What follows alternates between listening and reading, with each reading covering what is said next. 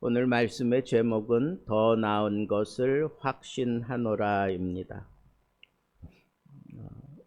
히브리서 이 본문의 구조는 경고가 나오고 그리고 그에 따른 위로와 소망이 되는 그런 말씀이 곧바로 뒤이어 나오는 그런 구조로 여러 본문 속에서 일어났던 것을 제가 어제 말씀을 드렸습니다.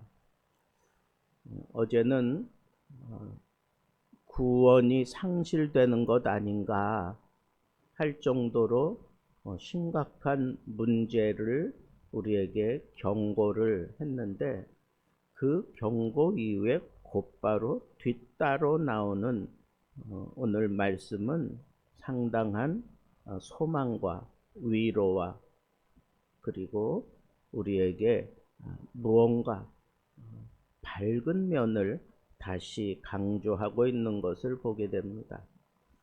돌이킬 수 없는 상태에 대한 엄중한 경고 이후에 히브리서 기자는 즉시 그 경고의 자리에서 말씀을 끝내지 않고 아주 분위기를 확 바꿉니다. 이 한마디로 사랑하는 자들아. 아니, 그렇게 심각한 경고를 받던 사람들을 향하여 갑자기 사랑하는 자들아 이렇게 표현을 하면서 너희에게 더 나은 것이 있음을 확신하노라 그랬습니다. 너희에게 더 나은 것이 있는 것, 그것을 강조하고 있습니다. 이 사람들을 심각한 위기 상황으로 몰아넣기 위해서 절망의 메시지를 던지는 것처럼 아주 심각하게 몰고 가다가 갑자기 이렇게 따뜻한 그런 어투로 확 바꾸면서 그들에게 무언가 소망을 주고 싶어하는 그런 기자의 마음을 우리가 느낄 수 있는 것, 그것은 이미 앞에 경고한 게 얼마나 심각한 경고인가를 이 히브리 기자는 잘 알고 있는 거예요. 그래서 이미 많이 충격도 먹고 흔들리고 있는 그 사람들을 다시 붙들어 주기 위해서 이렇게 말하는 겁니다. 사랑하는 자들아, 그리고 너희에게 더 나은 것이 있는 것을 확신한다라고 얘기를 하고 있습니다. 그렇습니다. 여러분, 우리가 히브리서 기자가 표현하는 이런 표현들은 우리가 즉시 본받아야 할 그런 표현들입니다. 날카롭게 사람을 경고하다가도 그 사람이 그 경고의 메시지를 들었다라고 생각하면 마음이 불편해져야 돼.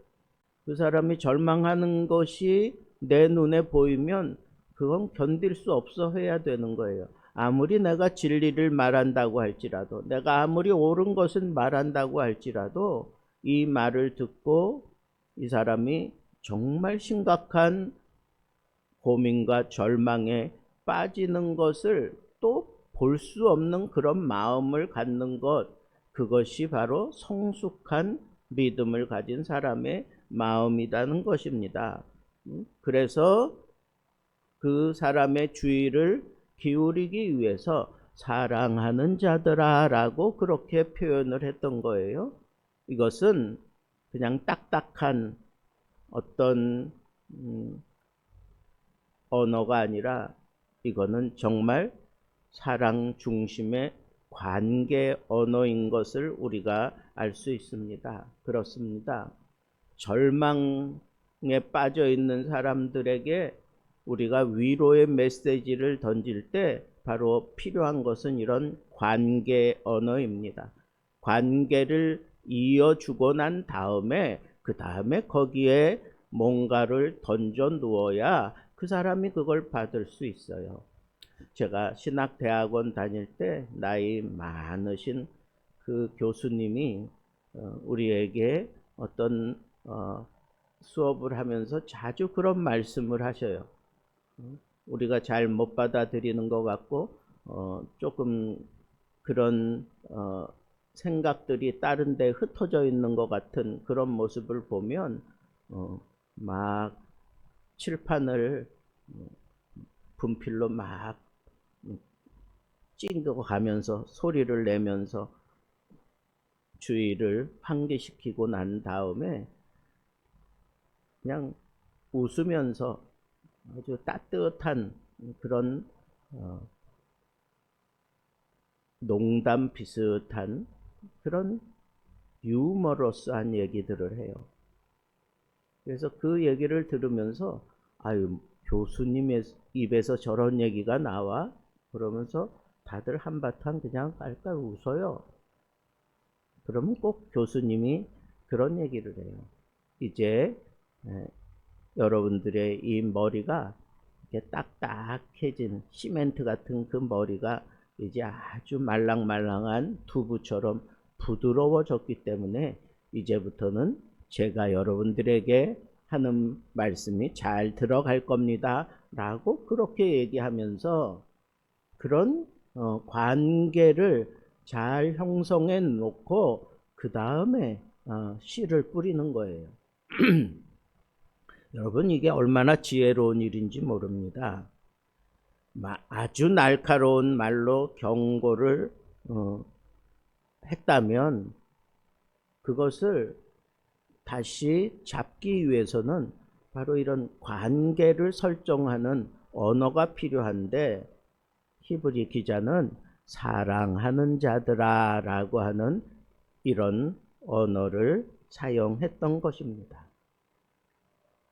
이 한마디 때문에 그렇게 심각한 얘기를 하면서 정죄하는, 그리고 포기하게 만들고, 그리고 너희는 완전히 배제됐다, 뭐 이런 얘기를 하는 그 본심이 그게 아니라 내가 너희들을 사랑하기 때문에 이런 심각한 얘기를 하는 거다라고 하는 것을 이 관계 안에서 권면을 하려고 하는 히브리서 기자의 지혜로움을 우리는 잘 받아들여야 합니다.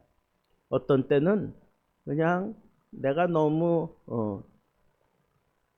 진리에 이렇게 확신을 가지고 있는 그런 입장이기 때문에 다른 사람의 표현, 다른 사람의 행동, 다른 사람의 얘기를 받아들이질 않아요. 왜? 이게 진리니까.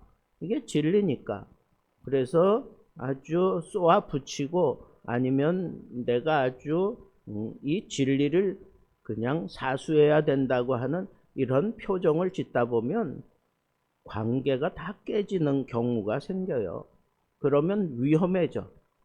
그래서 그 위험한 관계 속에서는 아무리 좋은 얘기를 해도 그게 소통이 되지 않습니다. 위험을 보면서 침묵하지 않는 게 그게 사랑이에요. 아, 내가 이렇게 표현한 것 때문에 저 사람 심각한 위험에 빠질 수 있겠구나 라고 생각되어지는 그 순간 내 얼굴 표정을 바꾸고 내 말투를 바꾸어서 내가 이렇게 진리를 대변하는 것은 너를 사랑하기 때문이다 라고 하는 것을 보여주어야 된다는 거예요. 그러려면 그런 심각한 상황을 통째로 바꿀 수 있는 표현은 사랑 외에는 없다는 거예요. 정말 사랑이 흘러나가는 것을 보여주는 거예요. 정말 이 모든 것들은 사랑 때문에 이렇게 심각하게 얘기한 것이라고 하는 것을 그 사람이 느끼게 만들어 주어야 한다는 거예요. 표정도 그렇고 말투도 그렇고, 그리고 그 내면의 내용도 분명하게 사랑 때문이었노라고 그렇게 보여주는 겁니다. 그런데 사람들은 상대방이 위험에 빠졌는데 그냥 너 당해봐라 그러면서 침묵해버리는 경우가 있어요. 그건 사랑이 아닙니다. 그건 관계를 개선하려고 하는 게 아니에요. 그거는 관계를 완전히 무너뜨리는 겁니다.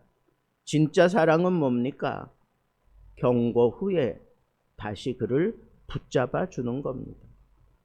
그래서 자신 있게 얘기하는 거예요. 사랑하는 자들아, 그렇게 관계를 새롭게 형성해 놓고는 더 나은 것이 너희에게 있다라고 분명하게 내용을 채워줍니다. 더 나은 것, 그것은 편안하게 신앙생활하는 것, 더 나은 것, 더 성공적인 그런 신앙의 모습을 갖추는 것, 그런 거 아니에요. 그런 것 아니고 구원에 속한 것이라 9절에 그렇게 얘기했어요. 더 나은 것이 있다. 그게 뭐냐?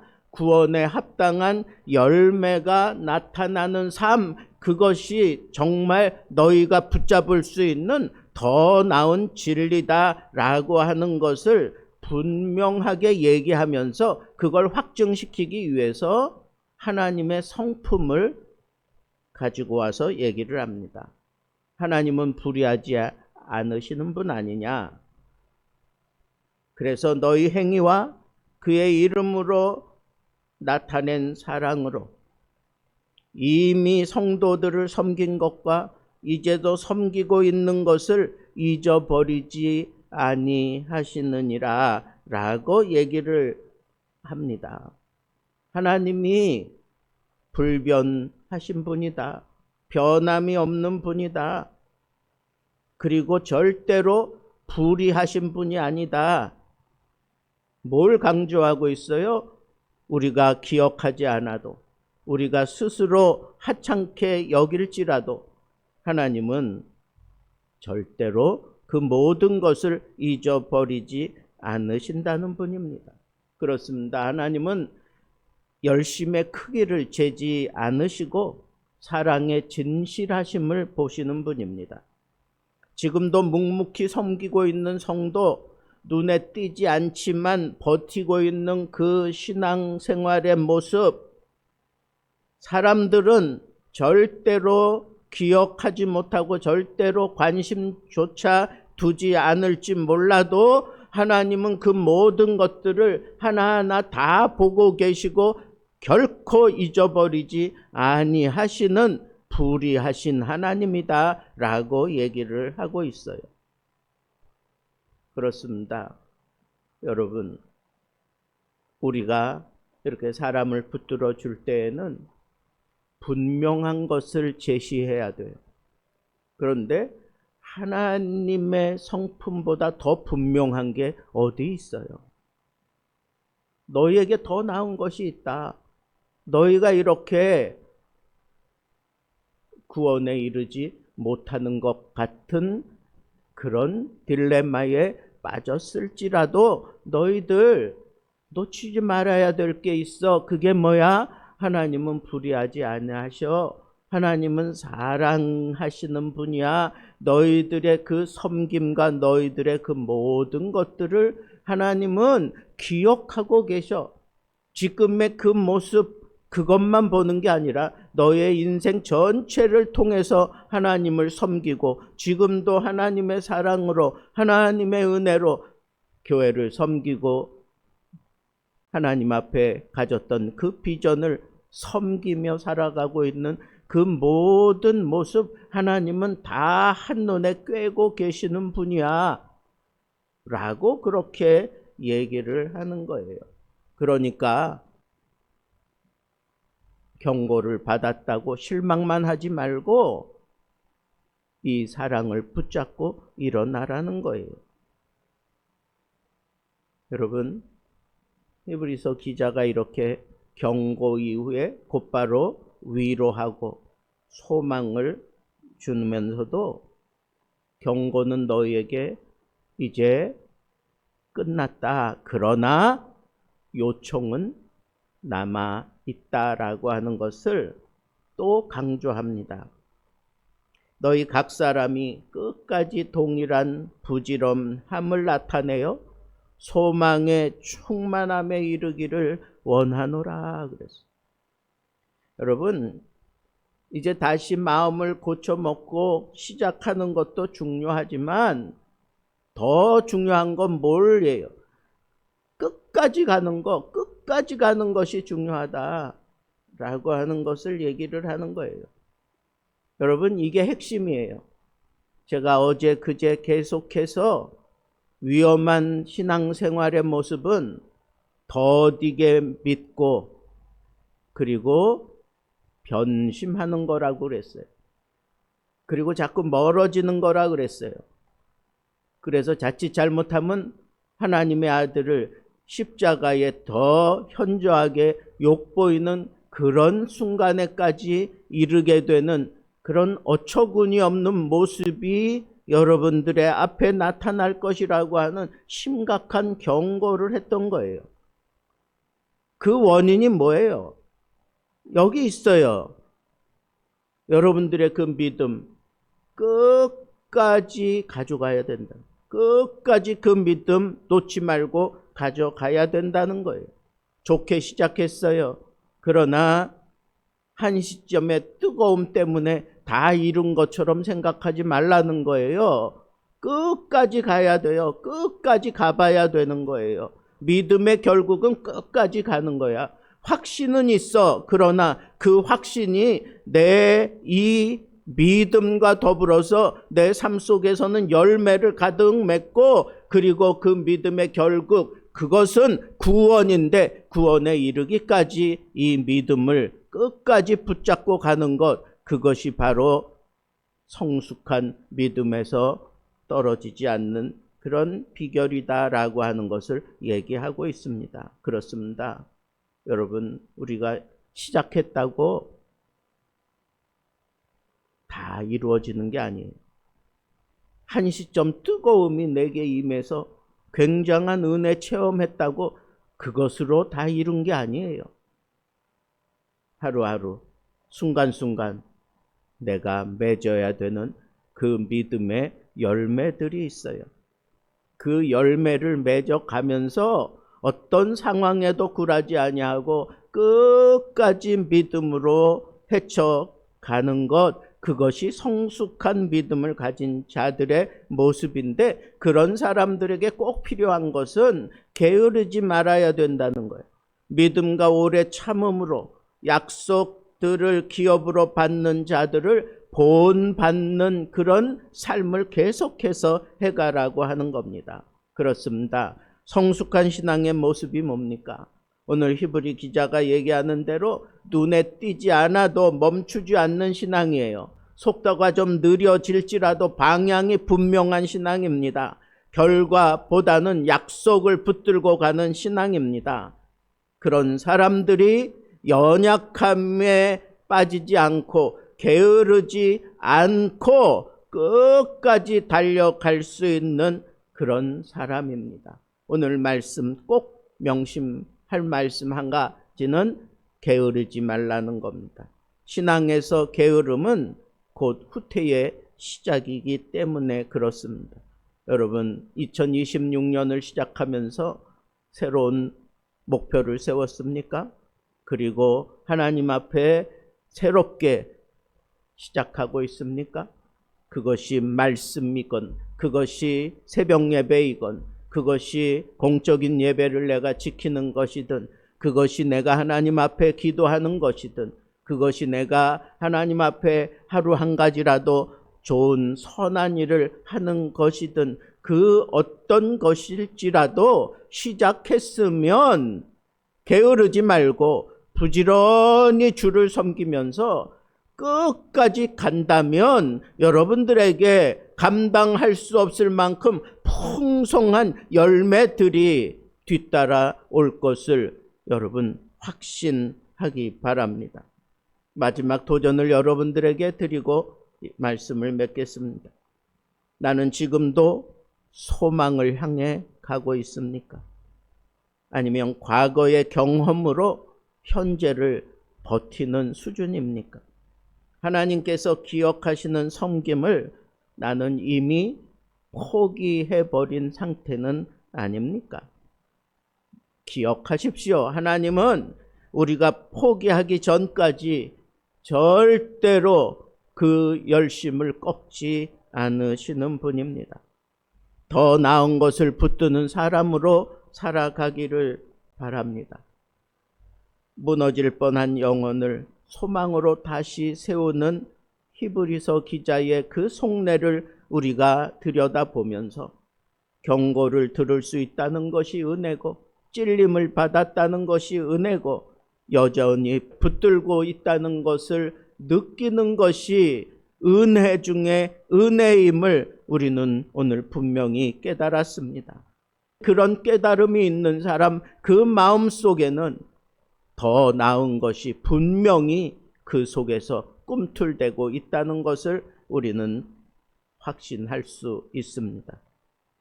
오늘 말씀을 들은 모든 하나님의 백성들을 축복합니다.